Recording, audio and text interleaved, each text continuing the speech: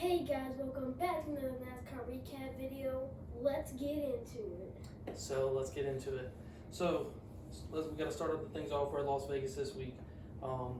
This is going to be a little bit of a new video. Instead of going by, I know in the last two videos, we recapped the whole race. We said that's what we were going to do. Then we kind of got some feedback, realized that most of y'all have watched the race. So us recapping stage by stage by stage is basically just, you already know what happened because you watched the race. We didn't really give our thoughts. So we're going to fix that a little bit in this video. We're now going to more recap what happened over the weekend and go over some of the topics that happened and discuss them a little bit. So let's start things off with Chase Elliott. That's the biggest news. He's out I've heard he's out 6 to 10 weeks. I mean, that's a lot. I assume he's getting the waiver to where he could still make the playoffs, but I mean, missing that chunk, I mean, it's going to put a lot of pressure on him. I don't know if now that he makes the playoffs. Yeah, Chase Elliott being out is not going to be good for Hendrick Motorsports. No, especially that 9-car, most popular driver, sponsored, lots of money. They had Josh Berry driver this past weekend. I don't know who they get full time to put there. I assume they want one guy. I think Josh Berry's the guy Chevy's trying to mold like Toyota did with Ty Gibbs last year, but I've heard on the internet people are saying they should get Corey LaJoie. They have a friendship with Spire Motorsports. He's a veteran. I think he gives him the best chance to win because of all the experience he has in the car. But he's never had the experience in a top car, so I think he could do really well. I've also seen, I also agree with, I've seen on the internet, you got to call Jimmy Johnson. You got the Hendrick Alliance. He's not driving. He's driving some this year. It might give him more seat time for his team when he drives for them. You got to at least make the phone call, I feel like, at least. I mean, I don't know if he wants to do it for that long, 9-10 weeks, and that's almost now you're running a quarter of the season, but you got to call the 7th time. I mean, you have to. Jimmy Johnson has been in a Hendrick car, and he knows how to win a Hendrick car, so if he does get into the 9 car, he might be a contender. He might, I mean, he could make the playoffs because it'd only be part-time schedule, but for owner points for the 9 car, that's a lot of money. They can still be in the owner's points. Same thing with like Kurt and Bubba. They put Bubba in the 45 last year once the playoffs started to get a better chance that he did get a win. So you can see something like that, which is why I think the Corey LaJoie thing makes sense. Like if you can somehow steal him from Spire Motorsports, because they do have the friendships / alliance type thing because they use their trucks and stuff in the truck series a lot. If you can get him, I feel like he gives you a really good chance of getting some top 10s. And he's gotten a couple top 20s, I think, all year. He's running really well this year, actually, in the 7 car. So I think you have to look at that, but I just don't know if that's even possible to do. But yeah, it's going to be interesting. I think Josh Berry's going to be the guy, though. Get him some time. I know Chevy likes him. I've heard Junior wants to go Cup racing. You would assume Josh Berry would be on the top of his list to drive his car, so maybe this helps him get some time in the car. But we'll see. We'll see. I know they were going to make an announcement, I think, sometime today or tomorrow. So we'll see who it's going to be. Before we go to the next subject, one person they haven't talked about maybe going in 9 car is Brandon Jones. Brandon Jones. He might. Just might. Maybe. I was thinking more maybe Eric Jones. Another Jones. Eric Jones too, if you can somehow get him from Legacy Motor Club. I don't think that's possible at all, but I don't know what the money talks. I don't know. I just don't see Eric Jones leaving the 43 car with Jimmy Johnson on board now. I don't see how Hendrick would even be able to get him away. But Eric Jones could also be a guy Stuart Haas, I think, could look at to replace Harvick in the 4 car. He did okay at Joe Gibbs Racing. Got a couple wins. He's won in the 43 car. I don't think he was great in the 20 car, but maybe now you give him another chance in a top ride. Because right now, Harvick is like one of the only Fords definitely the only Ford for Stuart Haas Racing that's doing anything right now. But let's get into the race. Las Vegas. Mile and a halves were great last year in the next gen car. This one. This one was about mid. Not too many passing, not too many lead changes as the last one last year. yeah, like the kids say, it was mid. Wasn't that great of a race. Was pretty boring. It was just so hard to pass. I mean, they just couldn't pass. I mean, William Byron dominated, but he dominated because his car was good. Unlike Logano's, who fell all the way back from the pole. He started on the front row. He got the lead, and then you just couldn't pass. I mean, it was times like wherever you were at, once everything settled out after the restart, wherever you were at, where you were at. I mean, they just. I think it might have been something to do with the weather. That's what I'm hoping. It was cold, very windy, overcast clouds. So I'm hoping that has something to do with it. But I'm getting flashbacks of 2021 where every mile and a half just puts you to sleep. I mean, so I'm hoping we're not going back to that. I really do hope it was just the weather. But if not, this could be a long season if short tracks are going to be messed up. If they don't fix that with their package, we'll see a little bit of that at Phoenix this week. But overall, yeah, the race was, I mean, they got bailed out by that late caution by Amarola.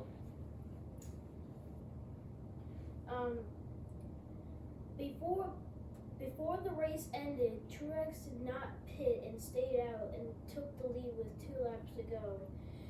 It didn't work out so well for him, and he fell back to 7th.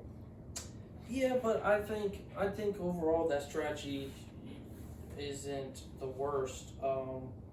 He just needed other people to stay out. Nobody else stayed out with him. You get another couple drivers to stay out. I think then it works.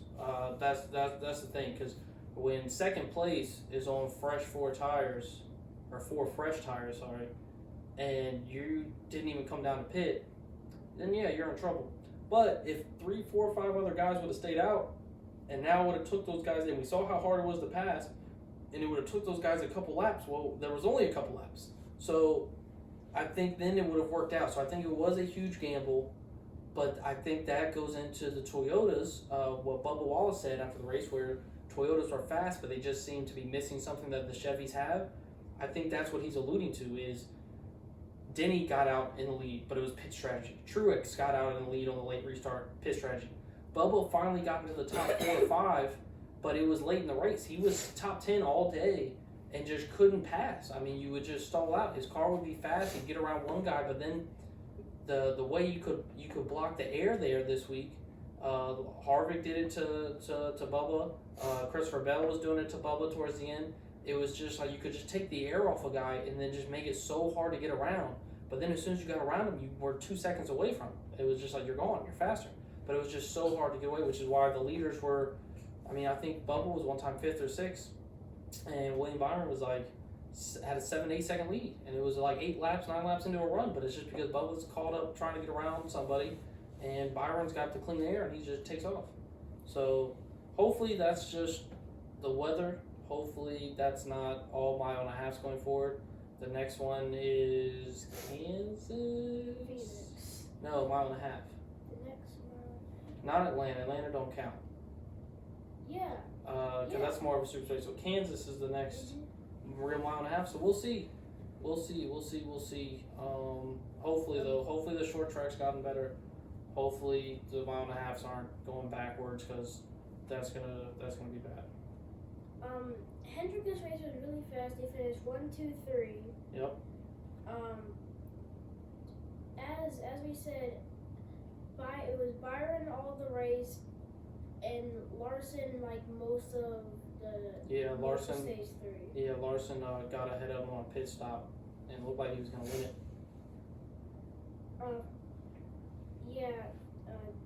Larson got ahead of him on pit road, and then after that, Larson kind of took off for stage 3, and then on pit road with 2 laps to go, Larson's pit stop was just a little bit slower, so William Byron got the lead. Yep. Also on pit road after the caution, and the rest is history. It made a little bit of excitement there at the end, but without that, I think everybody is complaining about this race. There's already a lot of people complaining about this race.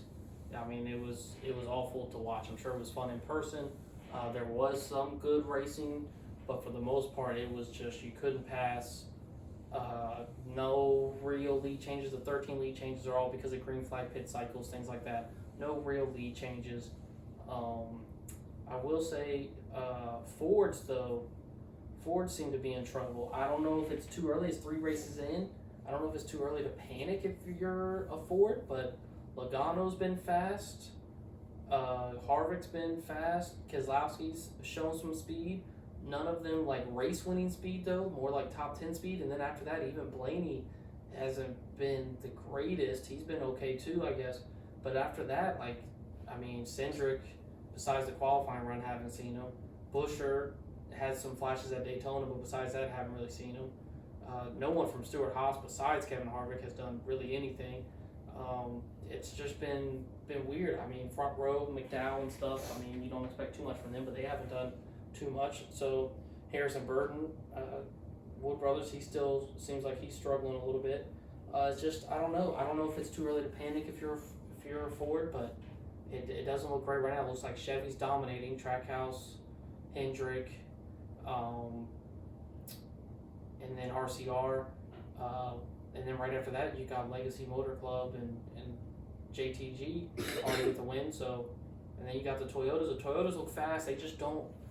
I agree with what Bubba said. I mean, the Toyotas look really fast. They just look like they're missing something, just a little something. Like they're third, they're fourth, they're fifth, but they just don't seem to have that I'm taking the lead, pulling away type speed just yet. But they're right there. But Ford, they seem to be miles off at the moment.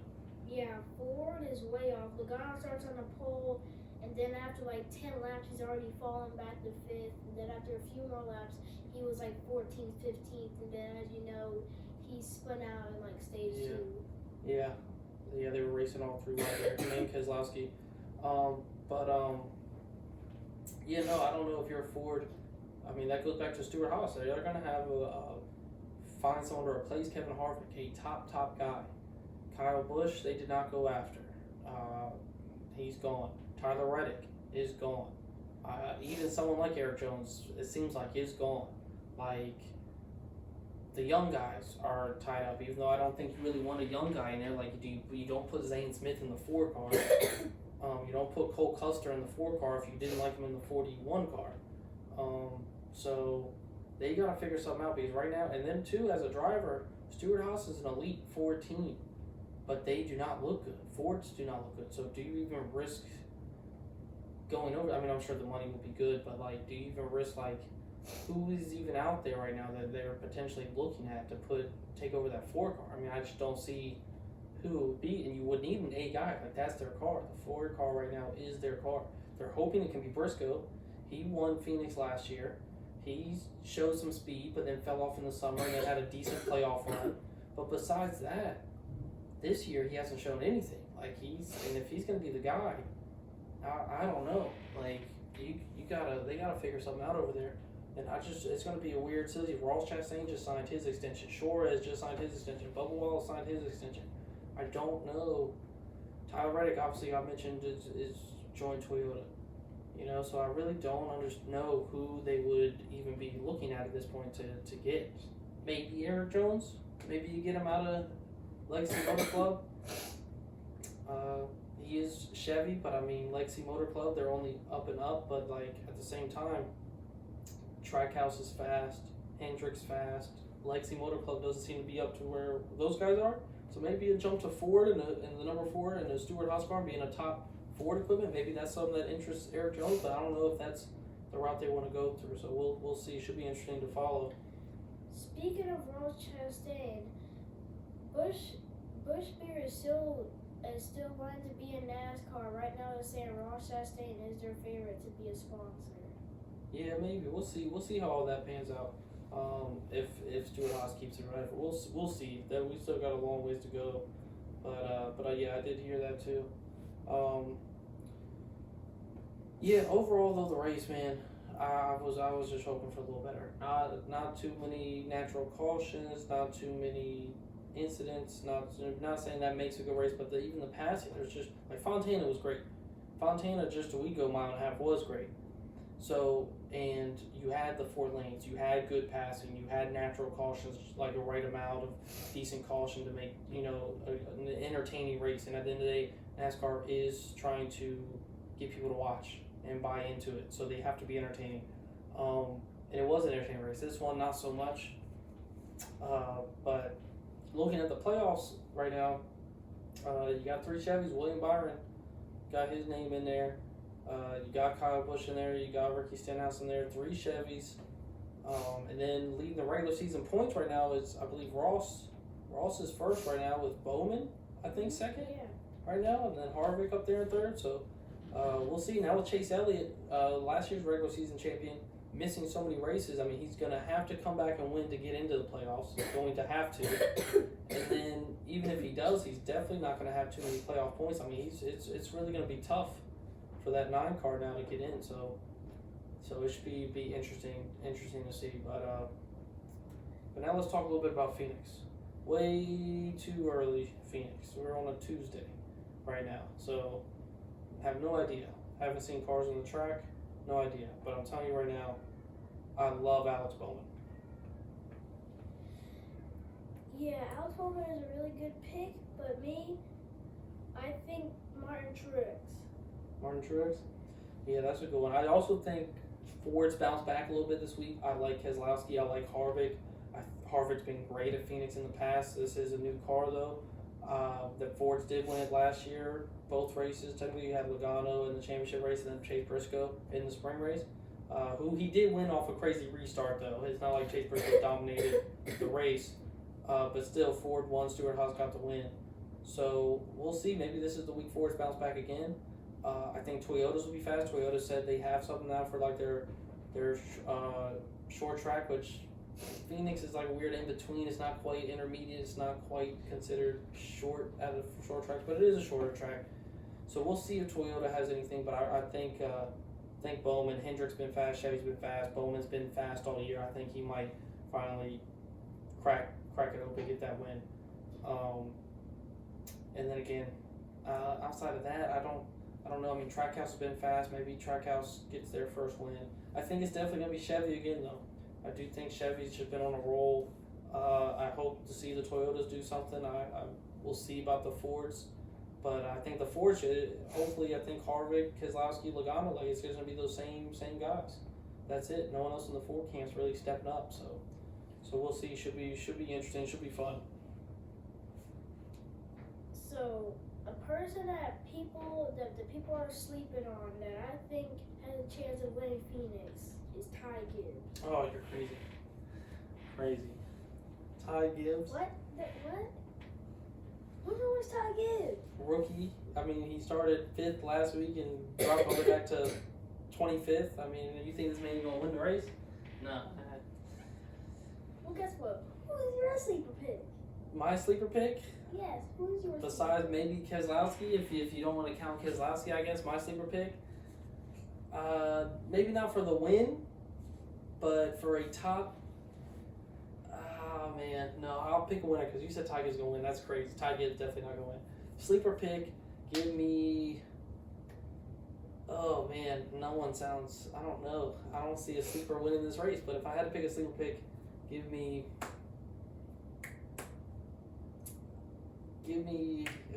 No, I don't like it. Give me the top 10. Give me top 10 Corey LaJoy. Top 10 Corey LaJoy. Top 10 Corey LaJoy. He's been running great. Give me top 10 Corey LaJoy. That's my crazy sleeper pick. You want to do an extreme? That's my extreme. But Ty Gibbs isn't winning. I'll tell you all that right now. That's just crazy. Last year, Corey LaJoy finished like 30th in the points. This year he's been great. 3 top 20s in a row, a couple top 15s. He's been running really good. He normally finished last year 25th, 26th. He's been running really well in that car. I'm just saying. Maybe he's going to show old Rick Hendrick why I should give him a call. But, alright guys, well that's been another video. Oh, come on, you can't say nothing. Say something. Well, we'll see you next week at Phoenix. Bye. Oh my gosh. Alright guys, see you next time.